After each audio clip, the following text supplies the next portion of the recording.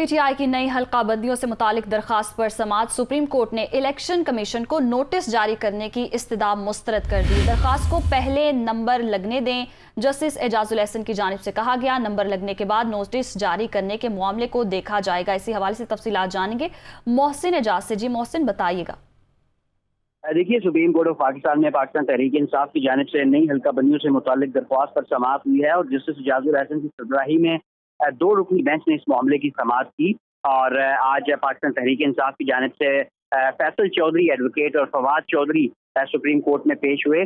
Supreme court of Pakistan की जानिब से फौरी तौर पर इलेक्शन कमीशन को नोटिस जारी करने की इस्तदा मुस्तरद की गई है। जस्टिस एजाजुल एहसन का कहना था कि अब पहले दरख्वास्त को नंबर लगने दें और नंबर लगने के बाद नोटिस जारी करने के मामले को देखा जाएगा। और इसके साथ साथ सुप्रीम कोर्ट ऑफ पाकिस्तान की जानिब से पीटीआई के वकील को आइंदा समाअत पर हल्का बंदियों का जो प्लान है वो भी पेश करने का हुक्म दिया गया है। और इसके साथ साथ रजिस्ट्रार ऑफिस को ये कहा है कि पीटीआई की जो तरमीम शुदा दरख्वास्त है उस पर नंबर लगाया जाए। और इस मौके पर जस्टिस मुनीब अख्तर की जानिब से ये इस्तफसार भी किया गया कि क्या तरमीमी दरख्वास्त में ग्राउंड और इस्तदा में भी कोई तब्दीली की गई है, जिसमें एडवोकेट फैसल चौधरी ने अदालत को बताया कि तरमीमी दरख्वास्त में सिर्फ तरीक़ैन को तब्दील किया गया है।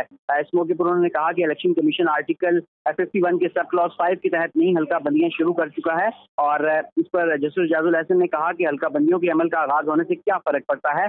इस पर फैसल चौधरी ने कहा कि हमारी पटिशन के मुताबिक ये जो अमल है ये गैर आईनी है।